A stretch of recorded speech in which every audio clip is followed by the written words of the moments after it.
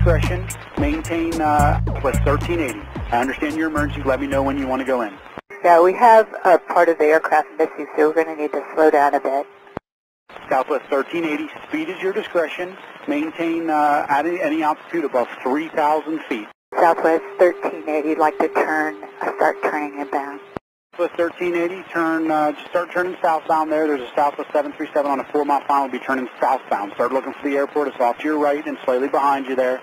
And altitude is your discretion. Use caution for the downtown area. Okay, could you have the medical meet us there on the runway as well? We've got injured passengers. Injured passengers, okay. And is your airplane physically on fire? No, it's not on fire, but part of it's missing. They said there was a hole and someone went out. This is one of those topics that freak me out. I hate flying, okay? I hate flying a lot. I've been on many flights with absolutely horrendous conditions, and I'm not sure why. I don't fly a lot, but when I get on a plane, there's always some kind of craziness going on.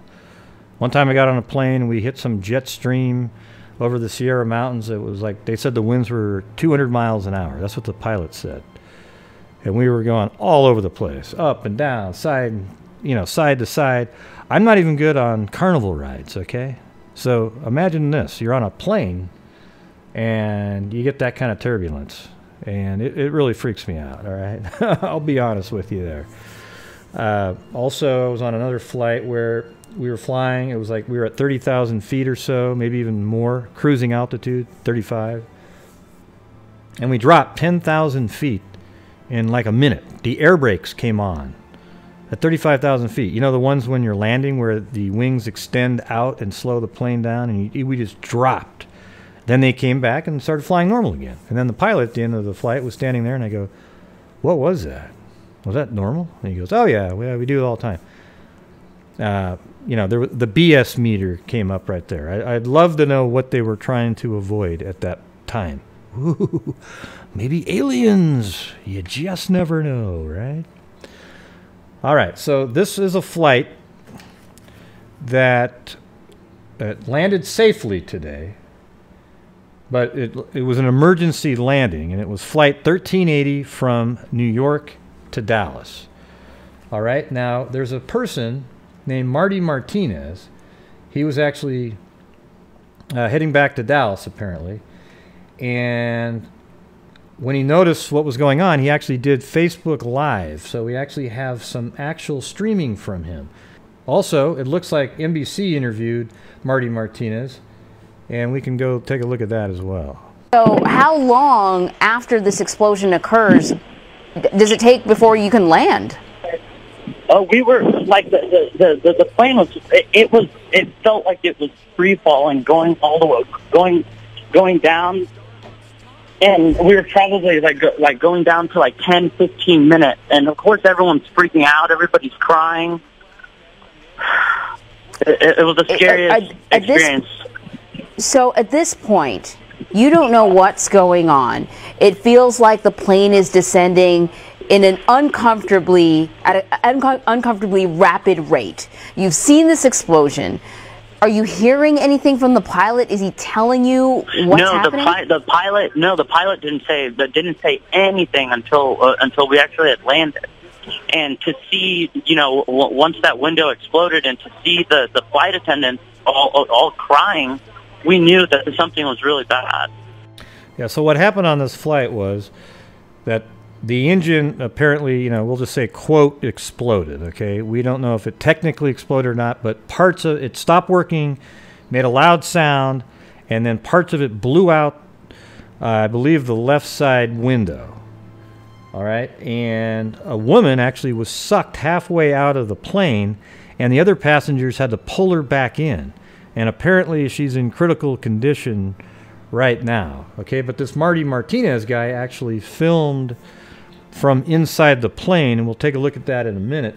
I think it's funny over here, though. It says, this guy named Chuck Luce said, "Way to throw the pilot under the bus.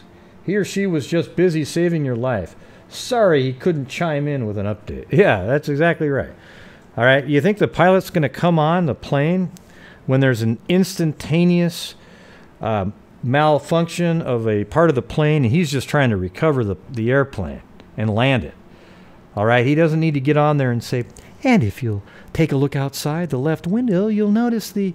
Listen, he was doing his job, and then he said, CBS should be interviewing the hero pilot, not some numbnuts whose sole purpose in life is to get on Good Morning America. Yeah.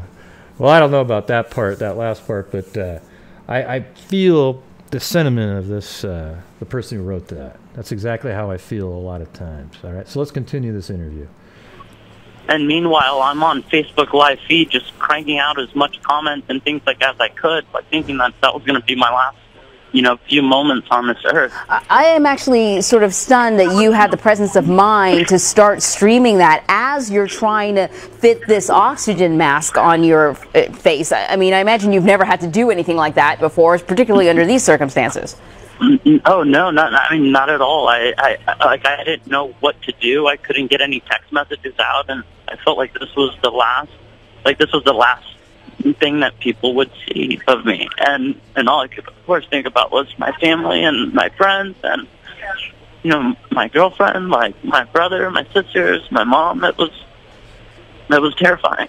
Good thing he mentioned his girlfriend, or he'd have hell to pay after listening to that interview. All right, so let's take a look at Marty Martinez's page right here. So here's some of the shots he took. Look, that's the engine. I mean, that does look like an exploded engine, whether you want to word it that way or not. That engine is absolutely toast. Now, I don't know if it happened because maybe a bird flew into it. It seems like it happened pretty close to takeoff time. Let's see what else he's got here. Here's the window that the woman was sucked out of. So you could tell the engine probably exploded, and then a part of the shrapnel broke through the window, and then she got sucked out. Only halfway through, thankfully. Okay, and the oxygen masks all came down. Now, I'm actually an advocate of putting ether in the oxygen masks instead of just, hey, be more awake with the oxygen. Listen, if my plane's going down, I want to be put under, okay? So I would suggest putting ether in these. There won't be any panic. Everybody will just go to sleep, and if the plane lands safely, you just bring them all out of their induced coma. Well, it's not really a coma, but their sedation. All right, I think that'd be awesome. Like, I don't know if any of you have ever had a colonoscopy, for example. You walk in there and they say, okay, we're about to begin, and then boom, you're out. You are out in a blink of an eye, and then you wake up and everything's great. Now, if everything's not great, it's nice to know that you're not going to suffer. So I think that they should put ether in these masks. All right, just a friendly thought out there for us who don't like flying.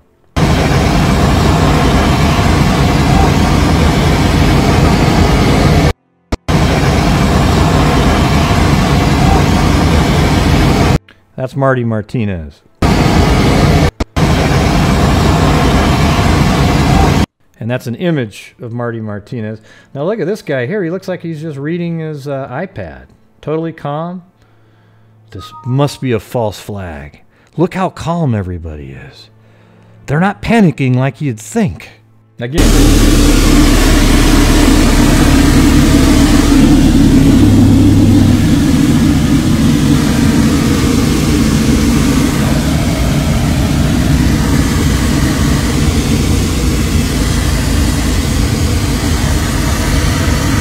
The thing is, they must have been pretty high in the air to actually have enough cabin pressure where a person would be sucked out. Okay, so even though they were heading towards Houston, they were probably at a pretty high altitude when this happened. And then they did turn around and land in Philadelphia in an emergency landing. Let's continue to play this, though. This is Marty Martinez's video inside the cabin.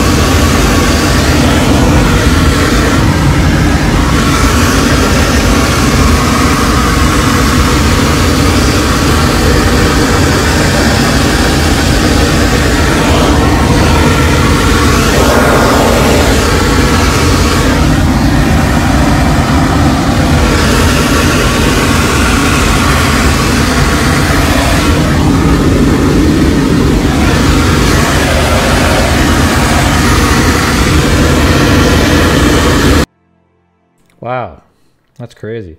The sound itself would freak me out. So there's Marty Martinez again. They obviously landed at this point because that's a rescue worker right there.